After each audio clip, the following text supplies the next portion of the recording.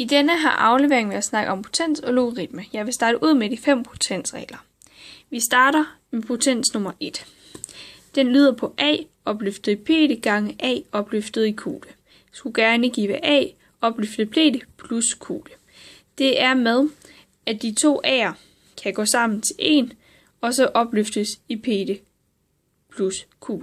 Fordi at de skal jo ganges med hinanden, eller a skal jo ganges med p, og den der a skal ganges med q. Men da vi ikke kender de tos værdi, kan vi jo bare gange med lige så mange vi kan, uden vi kommer til noget resultat. Så derfor kan vi lade a'erne gå sammen og sige a opløftet p plus q. Hernede i toeren vil vi godt have, at a opløftet i q divideret med a i p skal give lige med a opløftet i q minus p. For at regne det ud, vil vi gerne sige a i p, altså her, gange a i q minus p, gange dem sammen, og så få de 2 gange p her til at gå ud med hinanden, og så skulle tallet gerne give a opløftet i q. I nummer 3 har vi en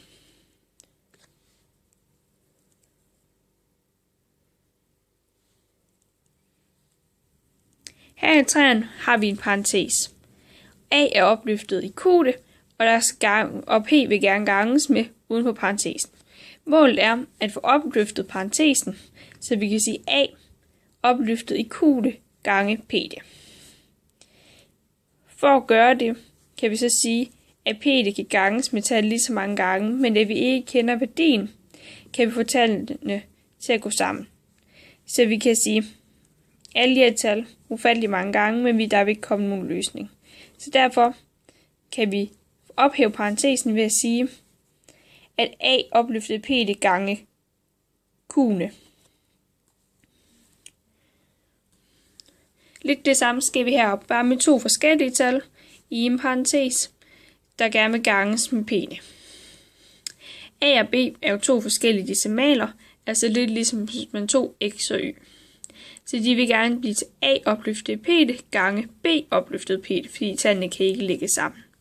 Det sker ved, at man ganger p i parentesen a og b, og det kan man gøre også igen lige så mange gange, fordi vi ikke kender tallet på p. Og så bliver det a opløftet p gange b opløftet i p. Her i b'eren er det en parentes, hvor de er divideret, så a divideret med b, parentes gange i p. Og det vil vi jo gerne have igen til en brøk. Og så a opløftet p, så de heroppe ligesom før er hver deres tal. Og der gør vi det samme igen ved at gange, for at få opløftet parentesen, så vi kan sige a opløftet p divideret med b opløftet i p. Så går vi over til de 3 lidt mere specielle potensregneregler. Grundet a i 0 lige med 1. Det skal man tænke på, at det er lidt ligesom når man tænker på x. X har man altid lært er lige med 1. Og x i 0, eller nu er x bare kaldt a her, vil man så sige a i 0, det er jo stadigvæk lige med 1. Ligesom hvis der stod a i første, vil det jo stadigvæk være lige med 1, fordi a bare er lige med 1. Hernede har vi a opløftet i minus 2 lige med 1 divideret med a i ende. Her vil vi godt have a'erne til at gå sammen igen, så vi kan få det til at give a 0, fordi n plus, altså 1 minus 1, det går jo sammen, altså n til at give 0. Så a kommer til at give 0. Og vi har lige sagt heroppe, at a opløftet 0, det er lige med 1. Og den hernede, den er lidt mere trick, men det handler om, at vi har a opløftet, altså divideret n, emne, parentes, emne rod af a, parentes, n. Vi får parentesen opløftet her ved at få det der n til udlignes med det der n. Så vil vi godt have den til at ligne den tredje logaritmeregneregel. Altså et tal, parentes, opløftet i et andet. Den her gang, det måtte have været i p'te, lige med 1a. Og det har vi så også gjort her, så vi får m'erne til at gå ud med hinanden, så a bliver opløftet 1. Og 1a er lige med, a opløftet i første er jo lige med a. Men vi vil også godt have det til at udligne hinanden på den anden side. Så der kan man så sige, at den m'te rod på begge sider er lighedstegnet. Så vi får a1 opløftet i m'te giver m'te rod af a'te. Vi er så nemlig mere præcis.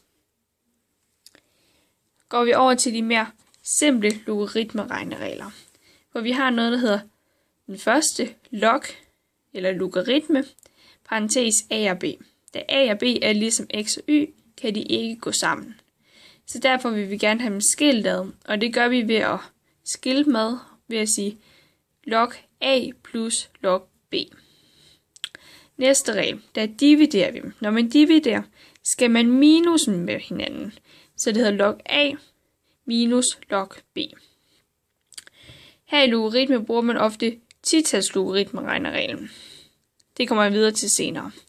Men her siger man log, parentes, a opløftet i x, altså opløftet x, er det samme som at sige x gange logaritme i a. Så de to hænger sammen. Og det er jo det samme, hvis man siger hernede, log logaritme i x, det er lige med a, er det samme som det, jeg snakker med 10-tals logaritme, og sige, fordi logaritme er lige med 10, og sige x lige med 10 opløftet i a. Og det kan man jo igen sige hernede, logaritme 10 opløftet i x, er lige med x. Der kan man så omvende og sige, 10 opløftet i logaritme, parentes x, er lige med x. Jeg kan komme med et regneeksempel her, hvor det gælder om at finde x. Lidt ligesom, hvor jeg prøver at gøre det til en ligning. Hvor jeg siger log, parentes, 2x minus 3 lige med 1.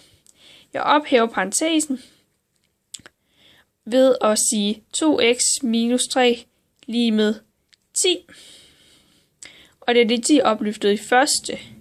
Det er jo bare 10, så nu har jeg en ligning, hvor jeg gerne vil have minus 3 over på 10 siden, så x'erne står for sig selv.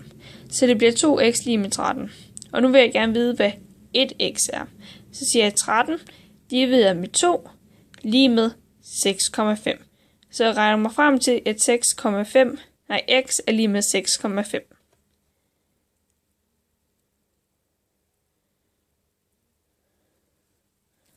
Dun dun.